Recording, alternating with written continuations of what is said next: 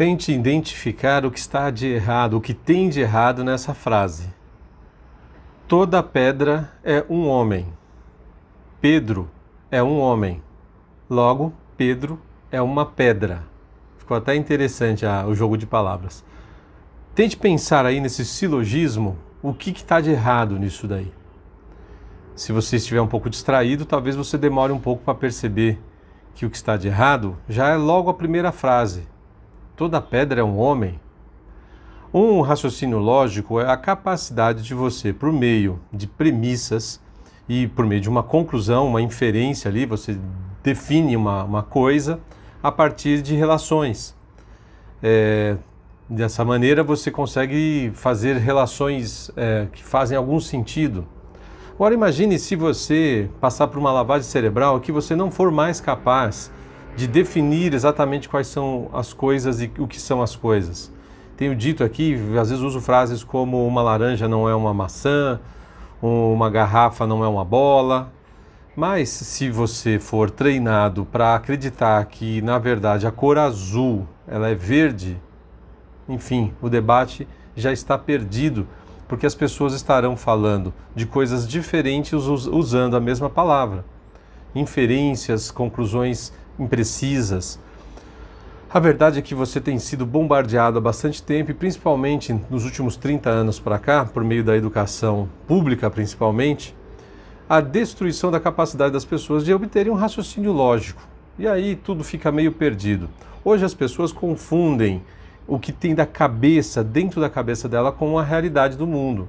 Uma pessoa que não consegue perceber que aquilo que ela está pensando pode ou não necessariamente ser a realidade, já complica bastante. Você imagina se você pegar e enfiar na cabeça da pessoa que uma garrafa é uma bola.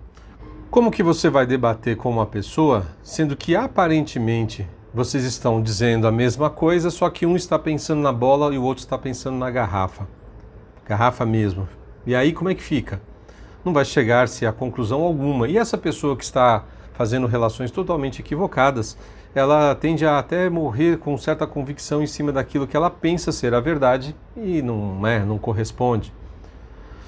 Um caso bastante emblemático desses dias, dessas últimas semanas, e desde que o presidente Bolsonaro foi eleito, é aquele bendito cartão corporativo. Você nem lembra, você nem sabia que isso existia dentro do governo, no executivo lá no federal.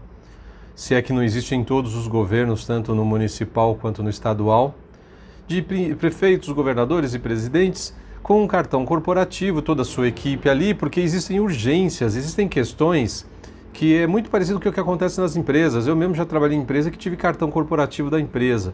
Existe um determinado teto de gastos ali que a empresa tem consciência de que se ela não facilitar a tua vida, você não consegue nem trabalhar, você tem que visitar cliente, de repente almoçar com algum cliente, levar alguma coisa, comprar algo, consertar o carro, fazer coisas assim de emergência, que tem que ser de emergência na maioria dos casos, que não precisam de no caso do governo federal, por exemplo, governo público, não precisa de uma licitação demorada, 3 cotações, abre pregão eletrônico, aquela coisa toda. Enfim, no começo da pandemia, o presidente Bolsonaro autorizou lá que abastecesse o avião da aeronáutica brasileira para ir buscar brasileiros que estavam na Europa. Afinal de contas, a pandemia estava muito no início, não se sabia exatamente o desenrolar de tudo aquilo, quais seriam as consequências, esse pessoal precisava voltar para o Brasil. Pois a mídia calhorda, cafajeste, vai lá e dá a notícia de que houve gastos acima do normal e que o presidente gasta mais do que Lula e Dilma juntos. Você nem ouvia falar que existia esse bendito desse cartão no período Lula e período Dilma, por um motivo bem simples. Boa parte da mídia comprada, vendida, recebendo dinheiros aí de propaganda, dinheiro até de forma legal, né, por meio de anúncios das empresas públicas, Banco do Brasil, Correios, Caixa Econômica Federal, Petrobras. E aí eles noticiavam só o que, vamos dizer assim, o que era talvez negociado. Aquilo que não interessava não eles noticiavam. Se você continuar assistindo determinados canais de TV principalmente, você em breve estará agindo e pensando como um comunista. É o que eu chamo de o comunista inconsciente. Você pensa, age, faz, mas acha que é um liberal, um conservador. E acontece o contrário, muitas vezes você na essência é um conservador e você nem sabe que você preza pela família, pela tradição, pelo cristianismo. A lavagem cerebral é tão grande que você fica parecendo um bocó de mola ali, sabe, aqueles joguinhos de bobo da corte, o João Bobo. É difícil mesmo, você tem que prestar atenção e o conselho é o seguinte: se você quiser assistir esses canais de notícia, assista. Mas você tem que ter pelo menos um mínimo de certeza, ou digamos assim, de que você é capaz de fazer comparações e assistir outros canais e tentar ver o que de fato é verdade ali. Depois que você tenha certeza que determinados canais são mentirosos, que são envolvidos somente em falcatrua e distorção da realidade, se você assiste, você tem que estar consciente de que você está correndo um sério risco de sofrer uma lavagem cerebral. Eu nunca encontrei ninguém que tivesse sofrido uma lavagem cerebral que fosse capaz de reconhecer que sofreu uma lavagem cerebral. Parece que é uma coisa intrínseca do ser humano, né? Tem uma frase do Mark Twain que eu sempre, quando eu posso, eu repito, que é o seguinte: é muito mais fácil você enganar uma pessoa do que você convencê-la de que ela foi enganada. Algum dispositivo psicológico trava. Tem uma frase de psicologia que eu gosto muito que diz que a dor física ela é mais suportável do que a dor psicológica. A dor psicológica ninguém sabe, está doendo onde? Você quando está com algum problema aí, você sabe bem disso, a dificuldade que é de você até às vezes dormir, porque aquilo te incomoda de maneira assim absurda. Ao passo que uma dor ali no dedo, na mão, na cabeça, você sabe onde está doendo.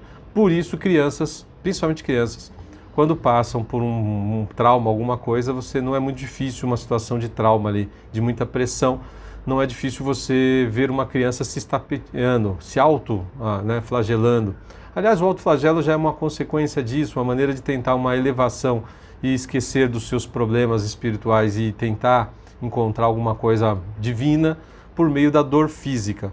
É difícil, eu não consigo aceitar isso, né, na prática, mas eu entendo que o conceito ele faz algum sentido quando você pensa que uma pessoa tem dificuldades de lidar com determinados problemas e aquilo fica atormentando tanto que às vezes uma dor física acaba ajudando a pessoa a esquecer daquilo. Fique atento, meu caro, minha cara. Aliás, muito obrigado por você seguir o canal. Se você estiver assistindo televisão, muito cuidado com o que você assiste. Você não viu notícias naquele período Lula e Dilma de que sequer existia um cartão corporativo. E agora os caras, tendo oportunidade, estão sempre falando disso.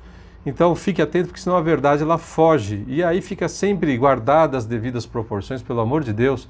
A humanidade passa a vida inteira cometendo os mesmos erros. Será, sem fazer comparações, pelo amor de Deus, será que nós vamos continuar sempre escolhendo Barrabás ao invés de escolher Jesus?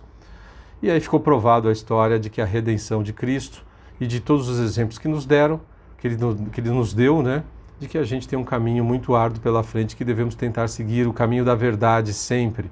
Caso contrário, você vai ficar se iludindo aí com notícias falsas ou distorções da realidade, chame como você quiser. O maior produtor de fake news é a mídia oficial. Boa parte dela, pelo menos, não todos. E nem a todo momento. Também tudo tem limite. Fique atento. Obrigado por se inscrever, divulgue esse vídeo, passe adiante e até o próximo.